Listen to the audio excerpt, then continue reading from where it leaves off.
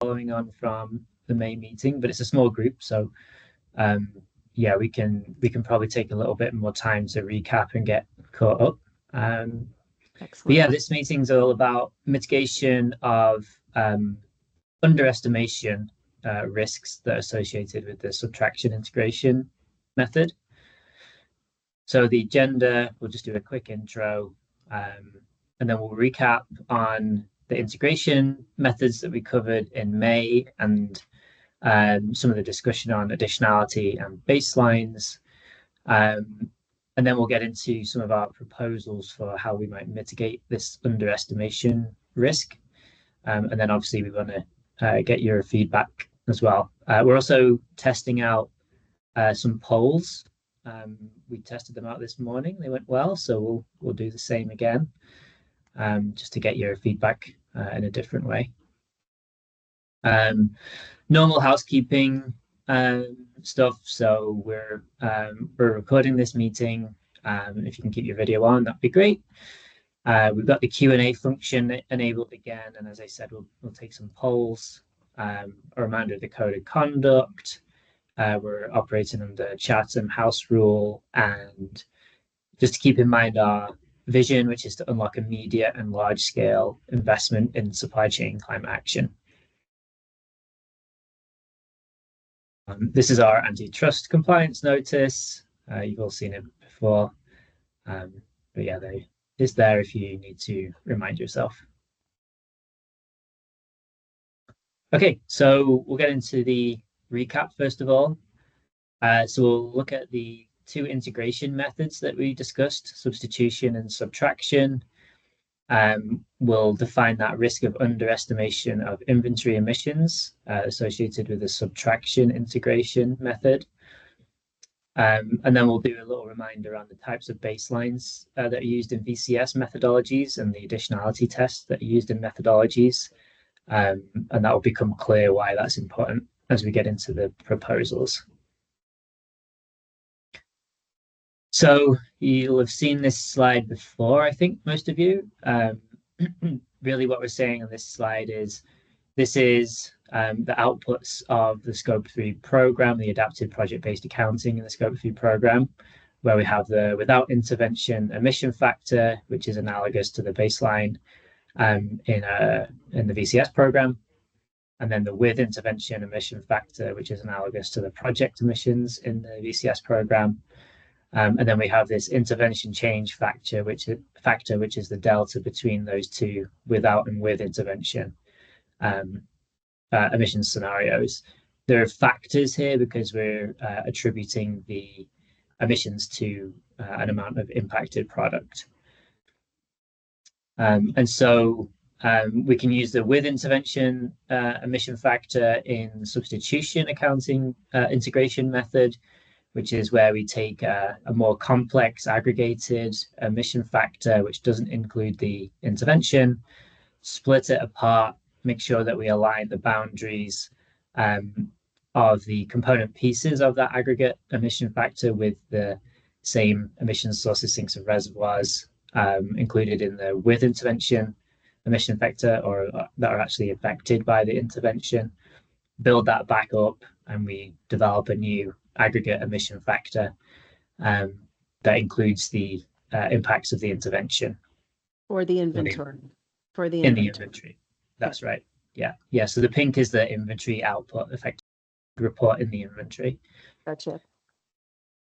And then the alternative that we're investigating in the Scope 3 program as well is this subtraction method, where we take this intervention change factor and subtract that from this aggregate emission factor, and all things being equal, we end up with the same net emission factor as you would get with the subtraction method, just as a conceptual method, theoretical. Yeah. So theoretically, all things being equal, these two methods result in the same output. But there is a risk that those methods are not equal, and we end up with an underestimation of inventory emissions. This risk occurs when we have the without intervention emission factor which is overestimated compared to the corresponding emissions in the original emission factor. And so what this chart is showing is you play all this through and then you compare the two methods in this right-hand side here. The outputs are the substitution method estimate or gives inventory emissions up here, and the subtraction method, integration method, ends up with lower emissions in the inventory. And the reason for that is this misalignment or discrepancy between the without intervention emissions and the corresponding emissions in the original emission factor. So that's represented by these green stripy bits that are the same. So that's the reason why we get this underestimation risk. Worth saying that obviously this risk or this phenomenon happens the other way as well, where you end up with overestimation of the inventory emissions if these bars are flipped.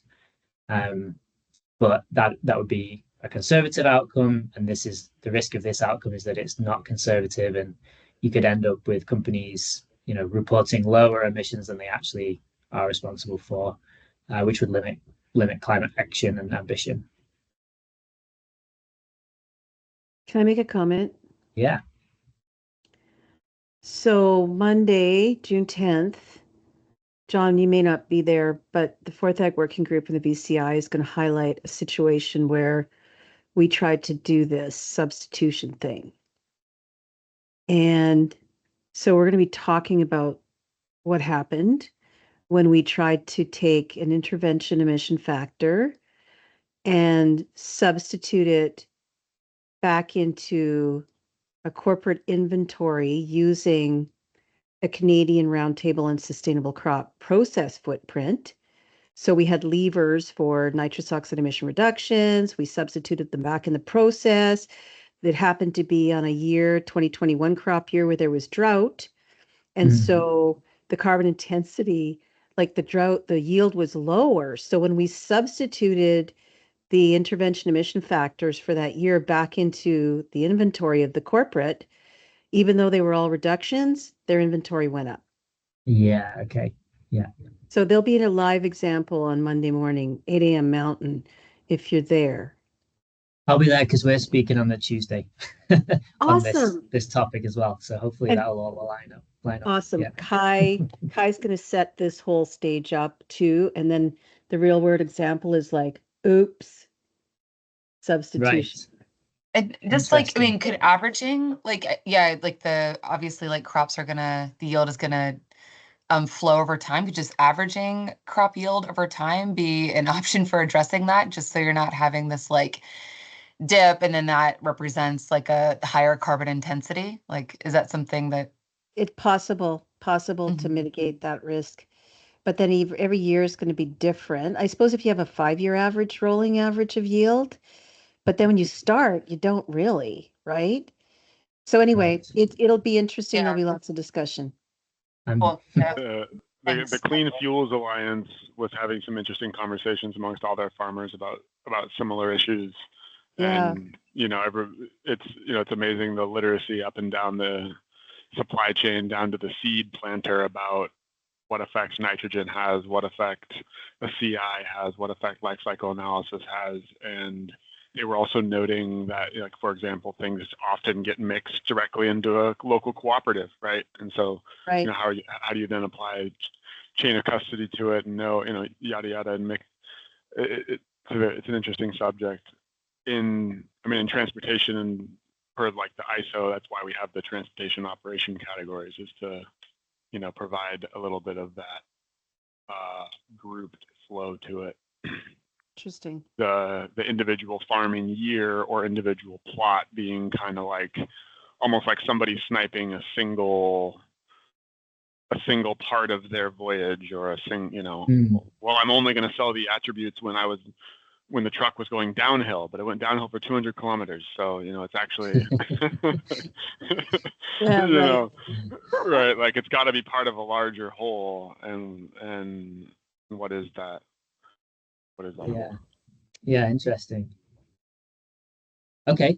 So that's the kind of the concept and the risk that we're trying to address. Right. Just some key points here. So detecting whether this underestimation phenomenon is happening is really difficult, because basically to detect it, we need to do a really good substitution um, Yes. method. And yeah, so the same challenges are represented there in that those is really complex. There's a lack of transparency on how those original emission factors are developed, and obviously there's the aggregation of those emission factors as well. So basically, it's hard to detect if this is happening, and that's even harder when there's really complex emission factors in play. But we know that this underestimation of inventory emissions is a risk, and so we want to mitigate that risk in order to maximize climate action and credibility within the program. And so, yeah, we want to design our program and our methodologies to sort of mitigate that risk, and tend towards overestimation, or being conservative in terms of inventory emissions, because we don't know exactly when that underestimation is going to happen.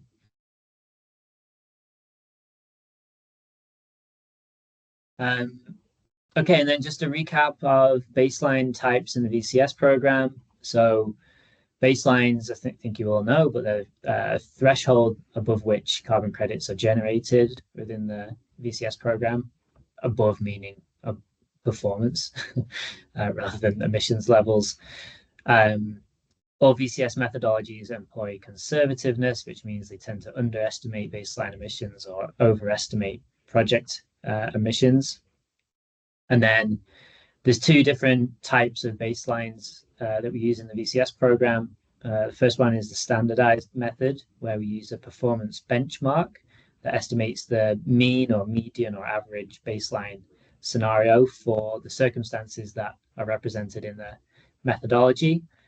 And that performance benchmark is applied to all the projects that use that methodology. And so the standardized method requires data on a sectoral or regional or global level, depending where those boundaries for that performance benchmark lie. And so we're considering this standardized method or the performance benchmark is quite similar, or maybe even the same as common practice, depending how you define common practice.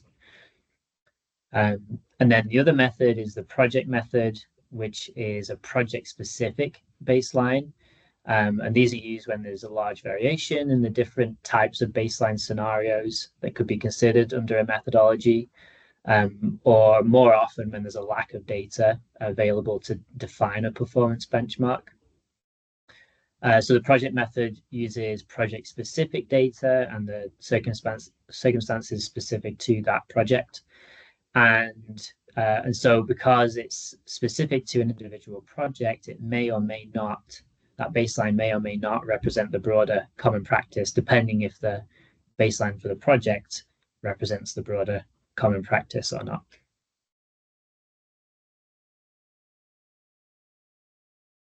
And then onto additionality. So additionality in the VCS program deems whether a project is eligible or not based on the following tests.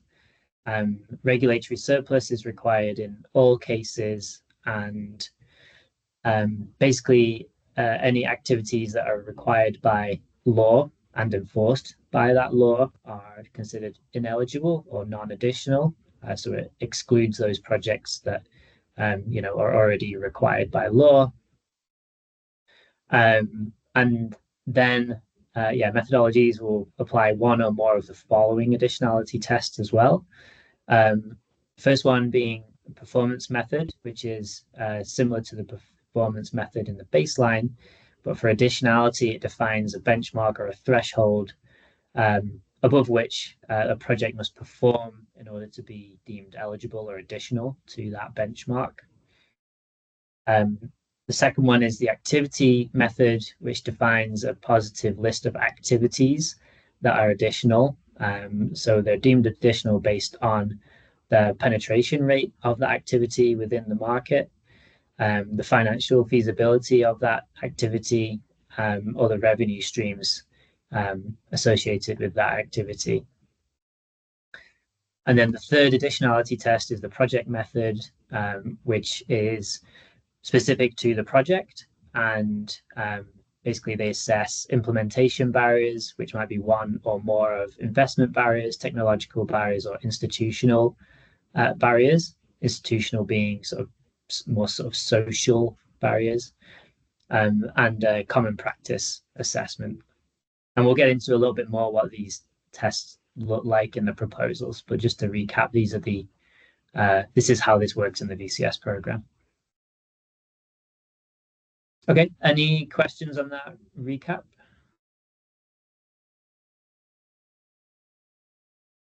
Okay. Can I just ask it? I think if inherent in Verra and VCS certifications may need additionality, but there are also going to be situations potentially where right to report may come up from an inventory accounting perspective. And I'm just really curious how, and maybe apologies if we've discussed it before and I missed it, but do we see a situation where we have to navigate those paths and maybe open up the door to right to report considerations, or is that not Verra's role, right? Like Verra's role is only certified systems and then how we pass it through an inventory accounting approach. Just curious as to whether that's, again, if we've already discussed it, my apologies, but curious in your thoughts. That's okay. Yeah, no, we can, yeah, it's always good to recap and make sure we're all on the same page. I just skipped forward to, this is like the program map. So you may have seen this before. So these two gray boxes here that I'm kind of drawing my mouse around, those are within the scope of the Scope 3 program. And you can see it's split into two.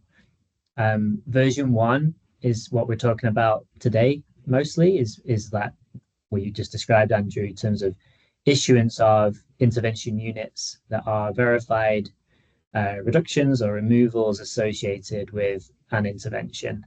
And they're attributed to that impacted product. And there's obviously all the kind of validation and verification components and the registry that kind of goes along with that. And then version 2 is this right to report piece, which is basically how do we take these units and then define which companies actually have a right to report those units based on the supply chain connection to that intervention. So yes, that it is in scope of the Scope 3 program, the right to report piece. Yeah. But the piece that's outside of the scope, we end at verifying that right to report. And then we end at, the integration piece, which is how do you take these, these intervention units that you've defined that you've got a right to report, how do you put them into the inventory? This is what we're discussing today, but this will be guidance. We won't be verifying that in the Scope 3 program. Yeah. So, John, you're bringing up additionality, and you know that the other standard talks about causality. So, and I missed the last call. So, are you suggesting that you're going to apply the additionality criteria within your Scope 3 standard and not talk about causality? So let's get into the proposal, because that's exactly that. But I thought it was covered last time. Sorry. It was, and I would encourage you to watch that discussion because it was a really interesting discussion. Yeah, and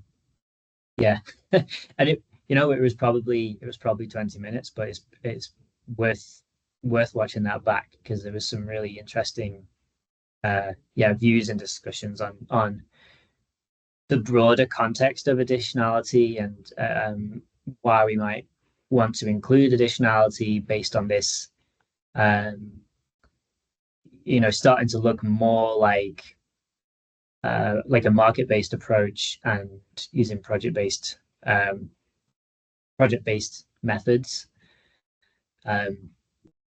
Anyway, I would just encourage you to have a look. I'll go back and look at it, but if you can go back to your slides on refresher on additionality.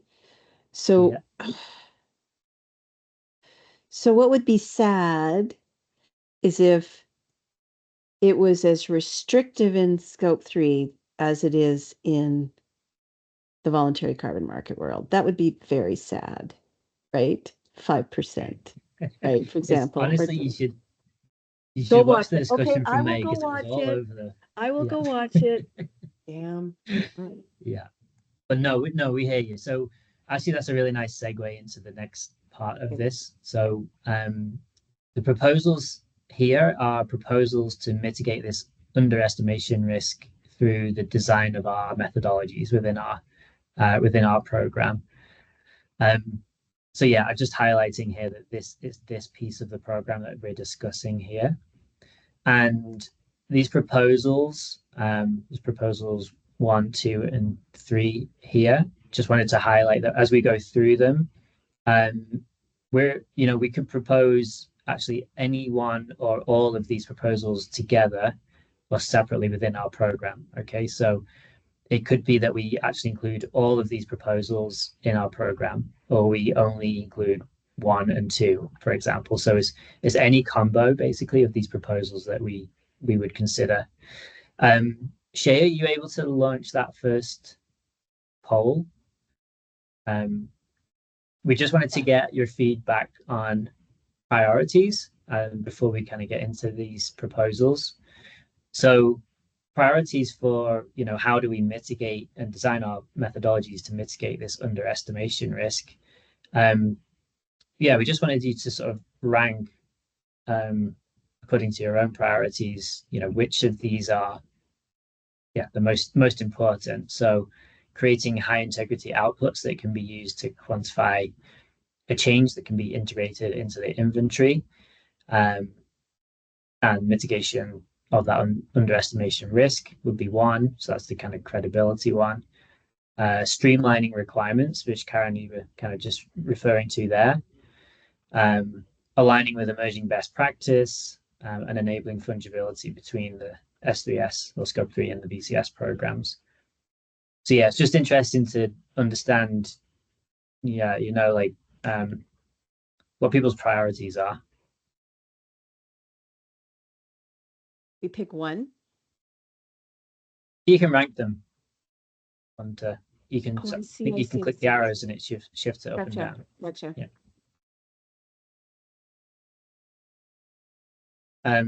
Okay, and as you're doing that, I'll just kind of talk through the proposals. So like I said, there's 3 proposals here, or 4 proposals here. The first one is to maintain the baseline scenario, or the without intervention scenario as is. The second one is to maintain regulatory surplus. And then proposal 3 is either application of additionality tests, selected additionality tests for common practice, or remove all additionality tests and apply an uncertainty deduction. So proposal 3A and 3B are kind of like an either or, although it could also be presented as an option in the program.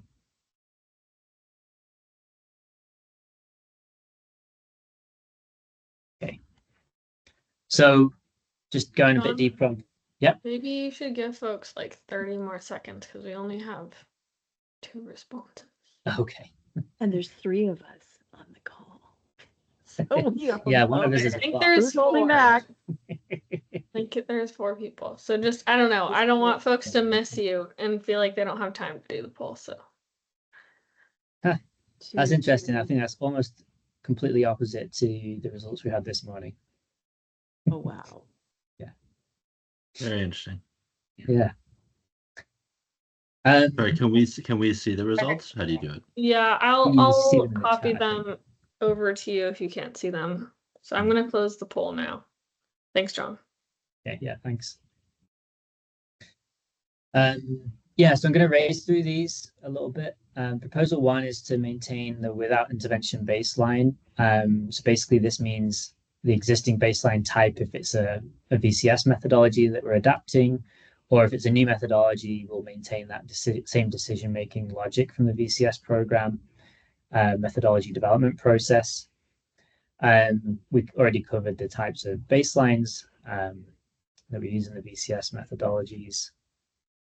But into the reasoning for this proposal, the first one is that if we use this sort of counterfactual baseline, it addresses this temporal variability that we see in some methodologies or some activities. So basically what I'm trying to say here is that it controls for that variability of externalities and focuses the quantification of the impact sort of on the actual impact of that activity, excluding those external influences. Actually, Karen, your example was a good one about the drought year, right? So yeah.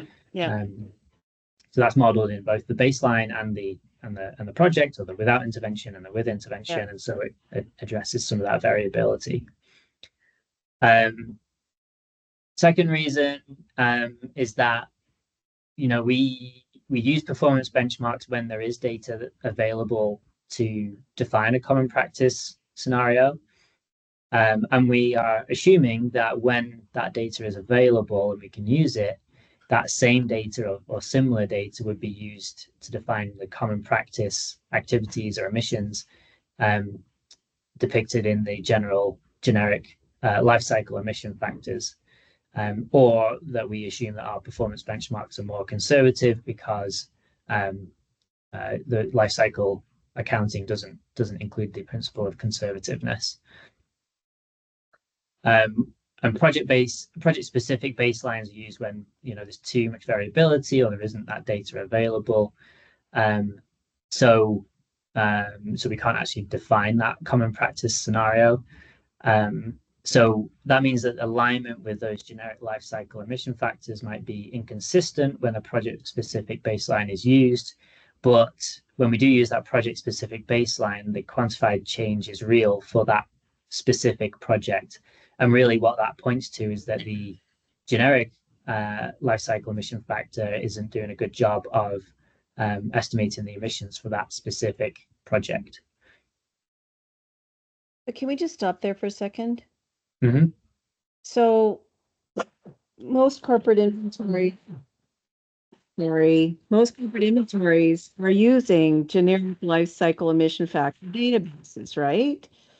So, and part of the push going on in the other standards, is to improve inventories. How do we get corporates to improve their inventories beyond just spend and beyond just picking emission factors from a life cycle inventory database? Mm-hmm. So what in your view, basically the performance benchmark would align better with what the corporates are doing with inventory, right? Mm-hmm. Mm-hmm. Yeah. So remember, we're quantifying a change. This is all about that subtraction integration method. Right. We only use baselines when we're looking at quantifying a change, which is then used in that subtraction integration method. So what we're trying to do is align that baseline, the without intervention scenario, as closely as possible with what is represented in that generic life cycle emission factor, so that the change is relative to what a company already is reporting in their inventory. So what we're saying is the performance benchmark likely does a decent job of that. Yes. The project-specific baseline, we don't know, right? Yeah, exactly. Because it's more variable. But the counter argument to that is that the project-specific baseline is specific to that project, and so we know that when we're using that baseline, that is a real impact that the climate has felt. Exactly. Yeah. Exactly. Okay.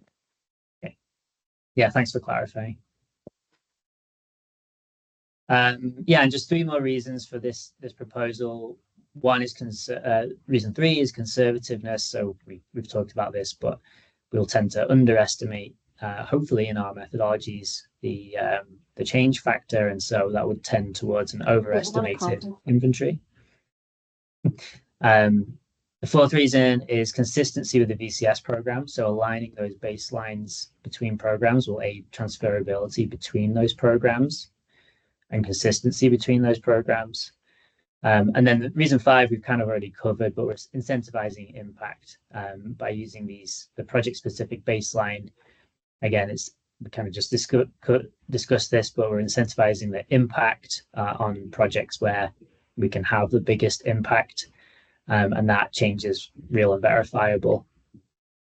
And like I said, that if there is inconsistency with the generic life cycle emission factor, that really points to that generic life cycle emission factor not doing a good job of estimating the real emissions within that company's supply chain.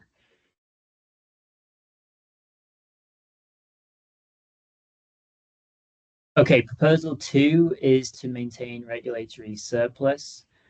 And the reason for that is that we assume that a generic life cycle emission factor also includes some form of regulatory surplus in its common practice scenario. And obviously, including the regulatory surplus assessment would safeguard against incentivizing illegal activities, at least where that law is enforced. But Quinton, I'm guessing you'll have a little bit of feedback on that. So looking forward to discussing that. And then this is the piece on the additionality test. So what we want to propose here is including some additionality tests that are specific to defining the common practice where there is a risk that the baseline doesn't do that job for us. So it doesn't represent the common practice for us. What that means is, the performance benchmark baseline already, we assume, represents or does a good job of representing the common practice. And so interventions that use a performance benchmark must already perform better than that common practice to quantify a reduction or a removal. So we're proposing no additional additionality tests where a performance benchmark baseline is used. The risk comes in the project method baseline, where there is a risk that those baselines may not represent that common practice and present a risk of underestimation of inventory emissions. And so here we're proposing modifying some additionality tests to do that job of defining common practice that the baseline may not do. And just to go a little bit deeper into that, this is a proposal that you'll see in our draft methodology adaptation guidance. But just to kind of orient you on the table, so on the left-hand side, we have our 3 types of additionality tests. And then across the top of the columns are the 2 types of baselines that we have. And so the performance benchmark baseline, as I said, already does, we assume, a decent job of representing the common practice. And so we propose to remove the additionality tests where the performance benchmark is used. In the project method, we propose to adapt some of the additionality tests to do that, to perform that function of excluding projects that are already common practice.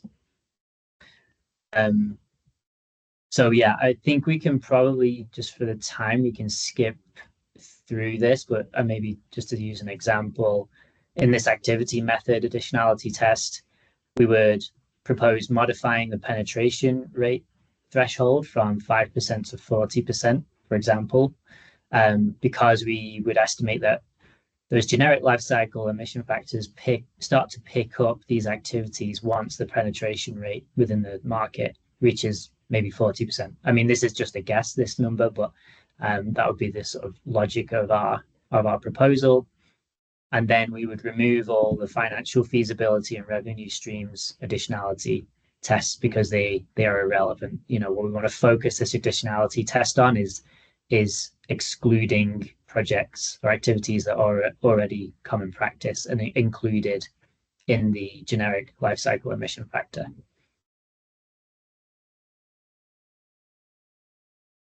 You can read up on all of this in the draft methodology adaptation guidance as well as obviously cover it in a bit more detail.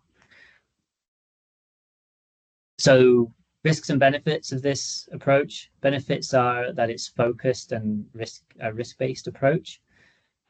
Applies existing methods, so we don't have to reinvent the wheel, and helps to standardize common practice definition across the different approaches that we have in our methodologies.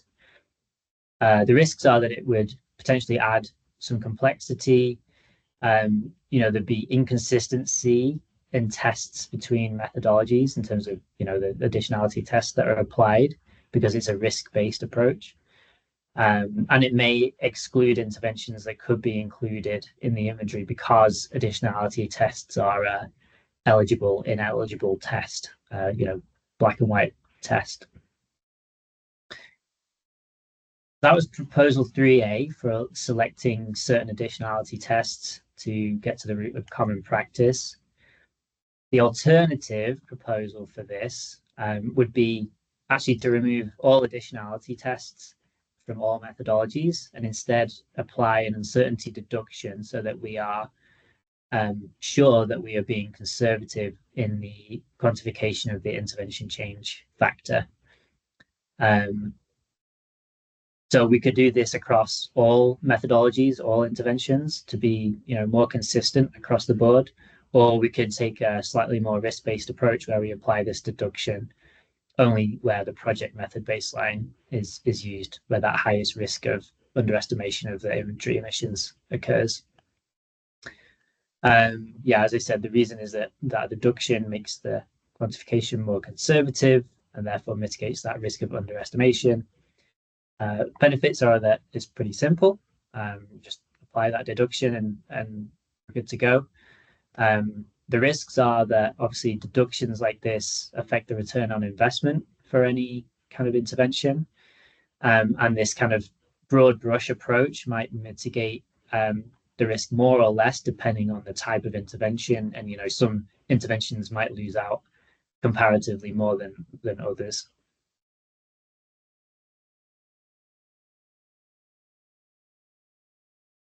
Okay, and I'm just going to really quickly run through another proposal and then we'll stop for your feedback. So just to orient ourselves a little bit more. So this proposal is about a transparent reporting structure. So this is outside of the scope of our program, but this is a proposal all about kind of like advocacy effectively for more transparent reporting where the subtraction integration method is used. You'll have seen this proposal before, I think, most of you. But yeah, this is really advocating for these two additional lines in an inventory report where you separately report certified impact in this line here. And then line 3 is where you add your net best estimate effectively of emissions, basically including subtraction and substitution methods. And what I'm trying to show here is that in the inventory, kind of pure inventory accounting line, you'd include that original emission factor and the subtraction method. And obviously, if you're able to do substitution, you'd include your substitution emission factors. Your impact, you just report your change factors here, certified change factors. And then your net is effectively subtraction is your original emission factor minus your change is your net emission factor. And you'd also report your substitution emission factors in here as well. And so this is your best estimate line.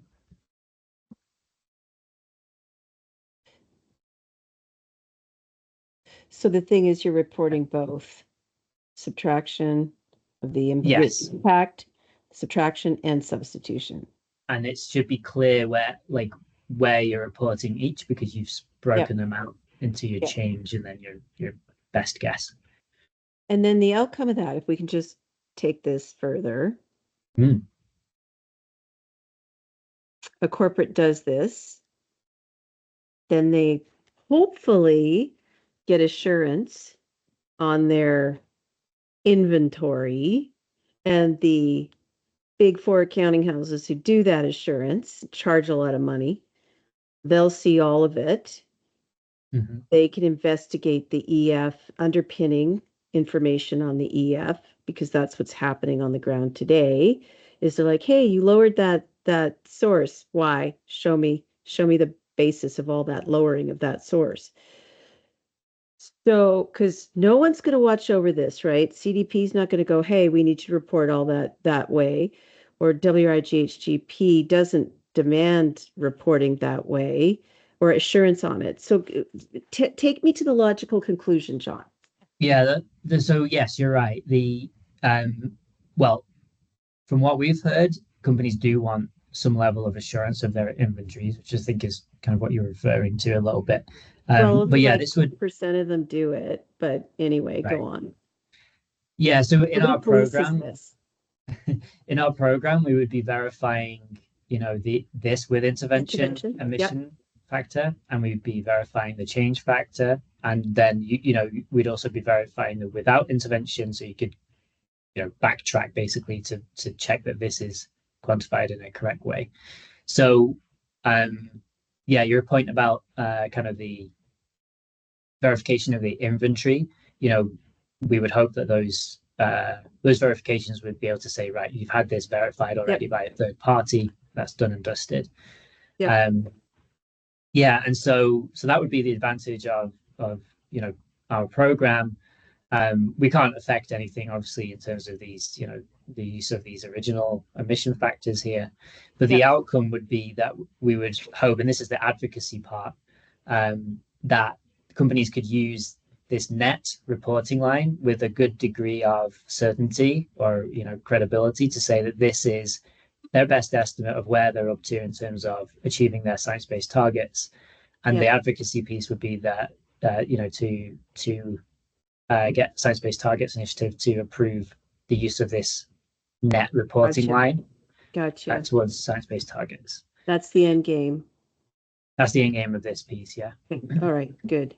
Because like CDP doesn't really do anything. They're just accepting them. And okay, I get it now. Yeah, thanks. That's an important thing to clarify. And so benefits of this approach are that it's transparent and could include all forms of integration, substitution, and subtraction, and line 3 gives a best estimate using the best available data and methods for any particular part of the inventory.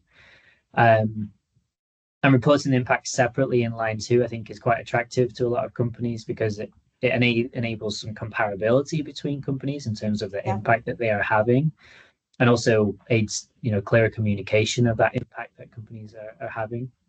The risk is obviously that we're adding more reporting lines, and that could be seen as an additional burden.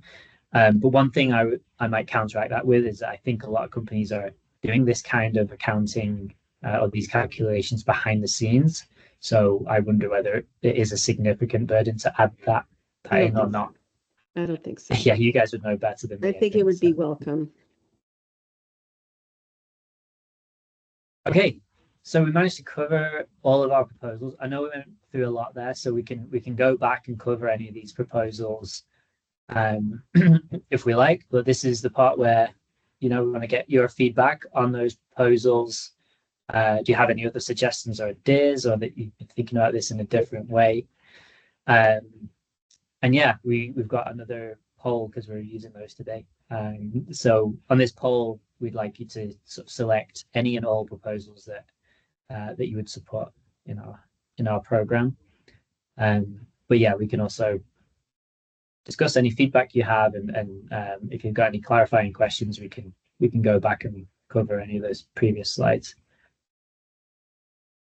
Could you just walk us one by, like, just give us a snapshot of each, because it's number one is a while ago for me. It's a lot. Yeah. Yeah, we covered So just a lot like if you can content just bring up the slide again, just so we can have a quick look as we go through.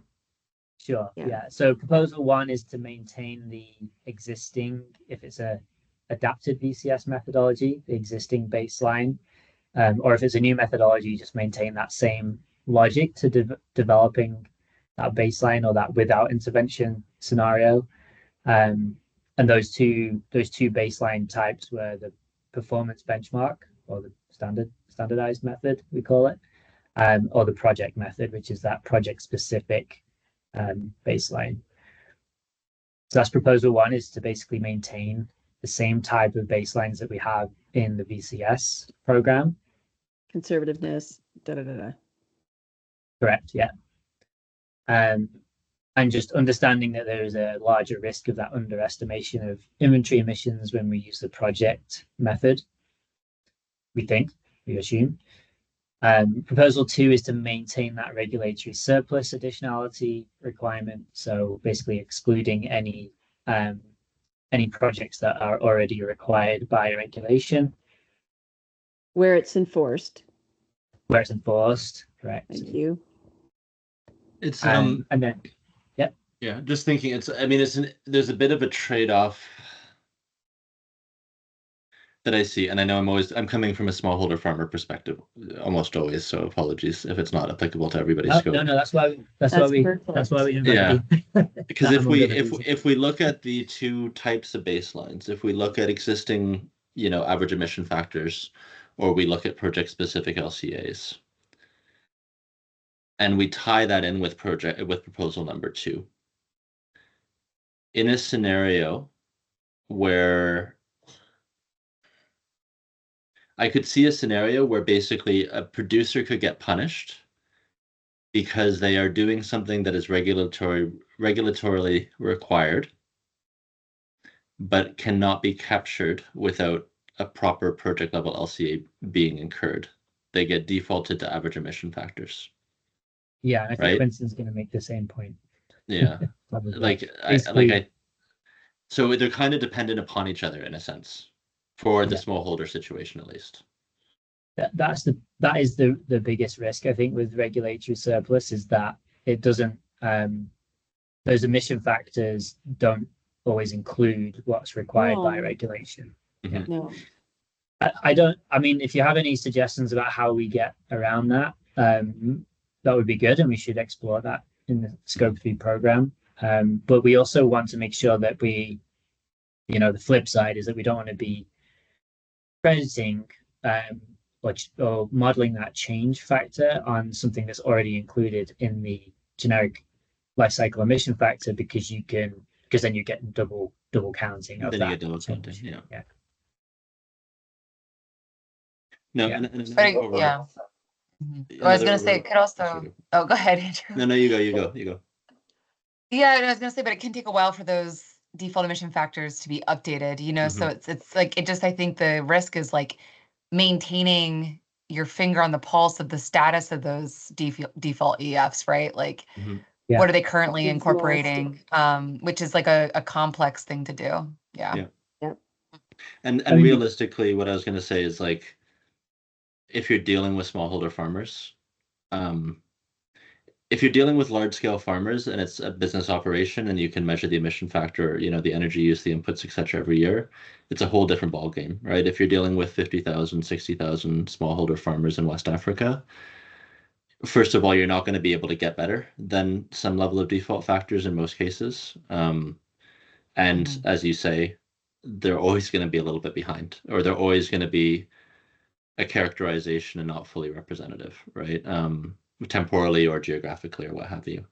I don't see a situation where we get the whole cocoa industry to refine the level of LCA,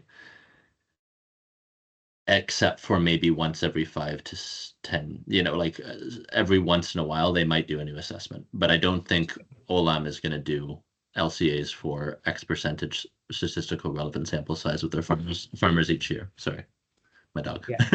Yeah. So I just see it as I think there's some structural questions that interplay between these proposals that I'm still struggling with a little bit, if that makes sense. No, you're hitting the nail on the head, I think, Andrew. And what we're struggling with is, how do we design our because we don't have any control, obviously, over those other emission factors. How do we design our program to try and incorporate all that variability and lack of transparency in a lot of cases, and that historical data? How do we design our program in a way that tries to address all of that stuff? The proposal to include or maintain regulatory surplus was founded. We knew about this issue, but it was considered more conservative to include regulatory surplus than to exclude it. It's like a risk-based approach. But talking about, the same issue was raised this morning, and Quinton, this is like a big issue in transport and fuels as well. But I'm wondering if we could include like some sort of deviation option in our program, where we say, right, we're requiring regulatory surplus, but if you can demonstrate that the generic emission factor for your industry or for your product doesn't actually include that regulatory requirement, then we can sort of reconsider. I don't know. We should.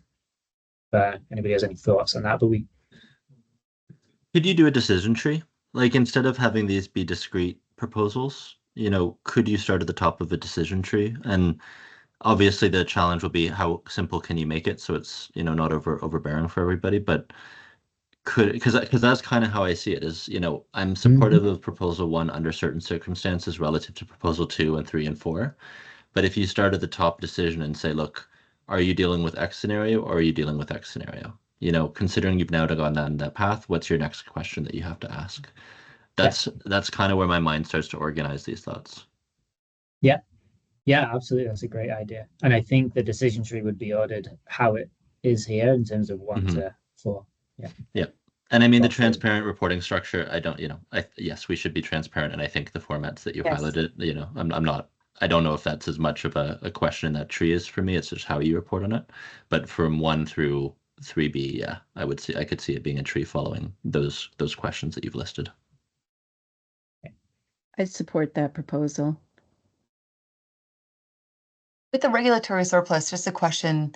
So beyond like the default emission factors representing that or not, I wonder too, from your perspective, is there a risk if, these scope 3 intervention units are sold and they represent transfer or sold to other actors in the right to report? So that's version 2. So I'm thinking ahead, but they represent an activity that is already mandated by law. Is that an issue in the market, right? If there's if there's a dollar sign attached to that unit, but it's something that's already required, does that present an issue? I kind of see it as a premium, right? Like if we're passing cocoa through a supply chain, is cocoa with a lower emission factor or netted lower emission factor worth more money in the market? I kind of see it as a supply and demand thing. Less so, which is breaking with the Verra heritage, less so than it being a discernible credited asset that you're trading. Because if let's say you deal with an LCA version where you have that level of granularity and you discover that you have a lower emission factor in X country because there is a regulatory requirement for agroforestry or for what have you, whatever intervention it might be, technically in the future, you're going to have the cocoa traders preferentially sourcing from those communities because the emission factor is lower. And so the market will drive a demand vector to say supply and demand, Ecuadorian, which has a lot of agroforestry cocoa, is now at a premium because it has better environmental credentials. Whether you separate the emission factor from the cocoa itself for, book and claim or what have you or not, basically there's an inherent asset in the efficiency of the cocoa in Ecuador versus Cote d'Ivoire. So kind of losing my train of thought at the end of the day, but you do need to also reward actors that are doing well because they have to or because it's normal practice in their territory. And I think the market is going to have to find a situation where you either have situations that had been highly degraded and you're having removals and reductions associated with new practices there, and that can be valued in the way I think we're trying to through this system. But it shouldn't exclude Ecuadorian actors who have a lower emission factor from competing, right? You're kind of arbitraging between 2 different versions of a common emission factor reduction. So I don't think like integrity wise, it's, let's say any it doesn't have low integrity to do that, but it is a shift, into that inventory accounting approach and the market dynamics of premiums for environmental features. It's kind of how I see it. Does that answer? Yeah, that's helpful. Like essentially just allowing market dynamics to figure that out. Like if there's a willingness to buy for a unit that's already mandated by a government body, then okay, then it's worth something. Yeah. And I mean, in a great world, it actually provides incentive for government to create regulations because then it will create a stronger vector of demand for cocoa from its territory too, right? Like, you could see it as a way to incentivize government to act as well. Level the playing field. Yeah. Yeah, that's a good point.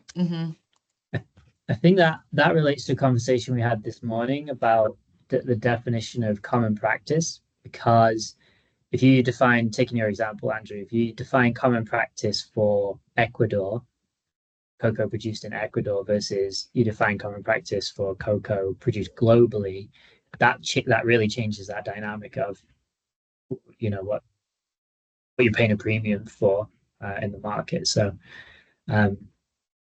And that's super variable, right? Like in these emission factors. So Very much so. might I understand that the goal is the lower emission profile more than the voluntary nature of the claim in the cases you're describing? So the goal is absolutely then the voluntary nature of the claim. Yes, I think that's fair. The goal is reduced emissions. The goal is the absolute, and the goal is the claim on the chocolate bar, not necessarily whether or not it was voluntary. Yep. Or I would argue, and voluntary also, I think, equating to additional, right? Like, is it in a circumventional way? You could actually say the additionality comes from stronger market demand for lower emission factor cocoa globally, right? Like that's a global trend that wouldn't be additional at the project level necessarily, but it's a market dynamic that feeds the drive for lower emission factor cocoa, no matter how you get it. So yes, I think I do think that's a fair comment in the way that I'm thinking, at least. Yeah, that was a lot of the thinking behind proposal 3A as well, about selecting those additionality tests to omit any kind of additionality tests based on, financial incentive or, implementation barriers, but more about is this a common practice or not, and is it, represented in that kind of generic or common practice emission factor. Yeah. Part of that thinking. Okay, well, we're at time. Really great discussion. Thank you for participating and being engaged as per usual. Yeah, if you have any other thoughts or ideas, obviously you know where we are. Take a look back through the slides. But yeah, that's it. And we're going to be yeah, go ahead. Quick question, John. Like in your original timelines for the RFPs for the pilots, it was June 14th, but then you extended the deadline a couple of weeks. Are we thinking that we'll hear about the pilot selection for the RFPs maybe a couple of weeks later than June 14th, or are you thinking June 14th? Yeah, we're well, we're not going to be able to select by June 14th, but I think we should be able to let people know if they're shortlisted by then. Okay. Yeah. Great. Thank you. Yeah, we might put an announcement out about that maybe soonish, just to keep people updated. Yeah. Yeah. Awesome. Well, I'm going to hit submit on these, but you caught me at a vulnerable afternoon of a lot of webinars, but these subjects also have been discussed, so I'm extra curious about certain elements of it, which has been definitely a plus because it's been on the mind. Additionality and these themes have been coming up, but I also have full respect to the situations that colleagues here have described, and I take any vote seriously, but I wish I could dig in even more with you all and understand a little bit, of the particular additionality tests and other controls. But that's what reading's for, I imagine. And I'll also look at the other resources that you have. Yeah, log into the site. Yeah. I love the reporting structure. I don't think we need to debate that or talk about that. Okay, good. Well, on that note, we're hoping to gain a bit of momentum behind that and get it in front of SBTI soon. So yeah, watch out for that. Okay. Perfect. Thanks, everyone. Bye. Thank you. Thank you all. Bye. Bye.